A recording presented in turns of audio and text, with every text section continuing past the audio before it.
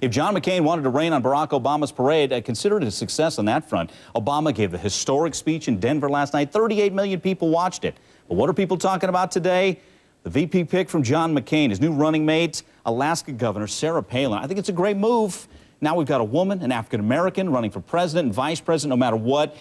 We're going to be making some history here, and that's why this is the focus of today's Making Their Mark. And let's start with Sarah Palin. Joining us once again, Chris Wilson, Republican analyst, McCain supporter, also with us once again. Keith Boykin, editor of the Daily Voice, and an Obama supporter. We're taking your calls on this one as well. All right, let's get to that point. We talked about a little bit earlier about whether or not the Sarah Palin pick can bring over some disgruntled Hillary Clinton supporters who thought basically Hillary got dissed. Let's listen to Sarah Palin's plea today.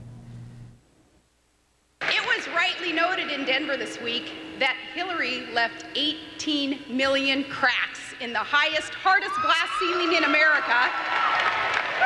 But it turns out the women of America aren't finished yet, and we can shatter that glass ceiling once and for all. All right, there you have it. Let me get in. This is a statement from Senator Clinton concerning this pick. She says, "We should all be proud of Governor Sarah Palin's historic nomination, and I congratulate her and Senator McCain. While their policies would take America in the wrong direction, Governor Palin will add an important new voice to the debate." Chris, you think that some disgruntled Clinton supporters are coming over? Well, I think there's one thing that Keith and I should be able to agree on is the significance of the pick means that we do have a truly historical election. No matter who wins, it is a first in American history. And I think that's an important thing to acknowledge, and that is significant. But you've got to look at the Clinton supporters analytically. And one of three of them are not supporting Barack Obama today. Now, are they all going to jump on board with Sarah Palin? Probably not. I think they're going to be measured. They're going to look at her record.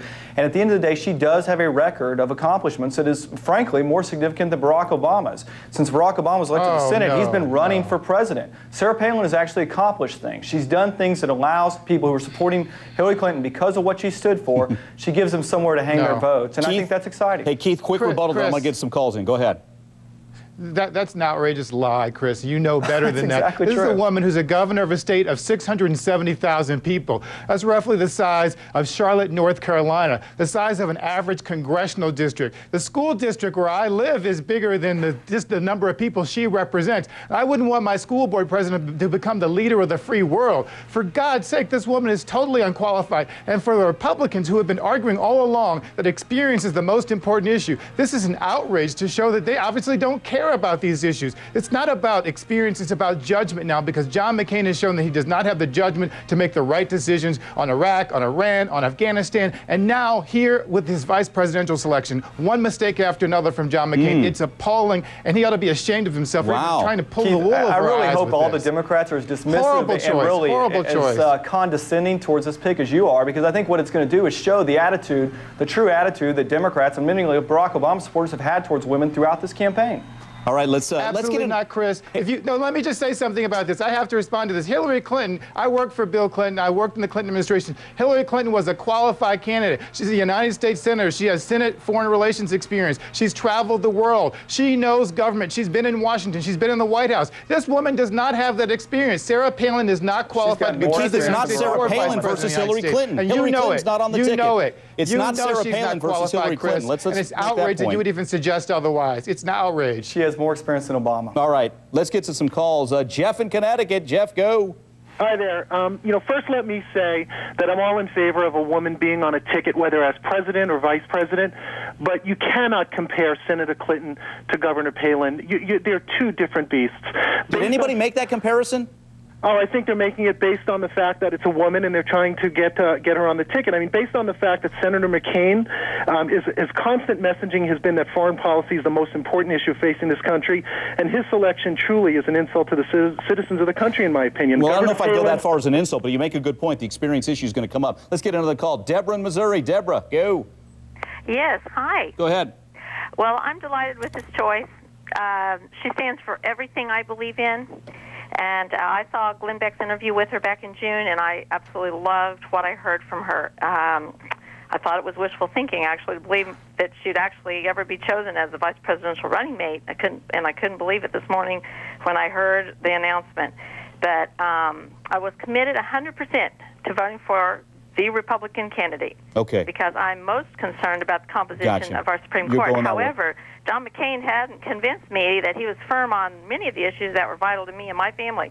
But with Sarah Palin on the ballot, I will vote with renewed enthusiasm. Okay. And those of us who live out here in small town America, farm families, I think will all follow. Got it. Okay, let's move on. I think Deborah makes the Keith, point, wait though, a minute. Mike. Hold it. I want to get another voice in on this one. Let's get Kayleen Johnson in on this. She's an author of the book. It's called Sarah, How a Hockey Mom Turned Alaska's Political Establishment Upside Down. Kayleen, maybe you can help us out here. Keith is really teeing off on Sarah Palin's, from his vantage point, lack of experience. What's she done in Alaska? Why is she so popular? Why is she the pick? Well, hello. I would say that she has always had that over her head as far as not having enough experience. That was what people said about her when she became the mayor of Wasilla, and what people said when she ran for lieutenant governor and then became the governor, that she just didn't have enough experience. And she doesn't have a lot of experience, but I think she has a lot of common sense, and she's put that to work in her work as a governor, and that's why she's so popular. She's level-headed, and she says what she means, and there's no pretense about it. And she has come in and pretty much cleaned house here. We've had quite a bit of corruption scandals going on here for a couple of years, and she's just kind of come in and rode in on a ethics reform, and has cleaned house since she's been here, and people here are delighted to see this kind of fresh, new approach to government and to service in Alaska. Okay, I want to get in this as well. This one point of contention. I'm sure the Democrats are going to explore this.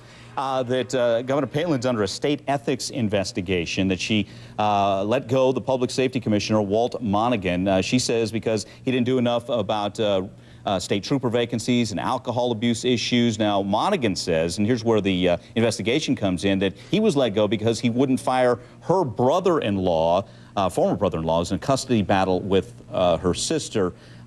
Kayleen, can you expound on that? What's going on in Alaska? Do you know anything about that investigation? You know, I know about the investigation, but I know what everyone else has been reading as well. I think that there's been a real microscope put on Governor Palin about this, but I would say that there also needs to be some insight into the nature of the trooper that's in question, and yeah. I really don't have a comment on that because it is under investigation, but I know that the safety of her family has come into question over this on numerous occasions, even before she came into office. So. Okay. Kayleen, thanks again for your insights. Hey, we got 10 seconds each. Keith, Chris, give me a final word. Go. Well, I think the difference, what we're looking at here is, I think what we can both admit, we're voting for the promise of two people who both have a limited level of accomplishments when it comes to Obama and Palin. No, we can't. We're voting for the promise of the future. Let him finish, Keith. Let him finish. The difference is Obama's running for president, Palin's running for vice president. That's why I think it's a better ticket on the Republican side than the Democrat side. Keith, go. 15 seconds. It's an outrage. It's insulting to women. The idea that McCain says national security is the most important thing, and then he picks somebody who has no national security experience, shows that McCain's promises have been hollow all along, that he lacks the judgment to be president, and that Barack Obama is a clearly superior choice to bring. There goes Keith as he was insulting Governor Palin one more time. Keith, surprised, very dismissive of Governor Palin. I'm sure that's going to upset some folks, upset some women out there, to be quite frank with you. But good spirited discussion nonetheless. And as always, we'd like to thank you for your calls on this one.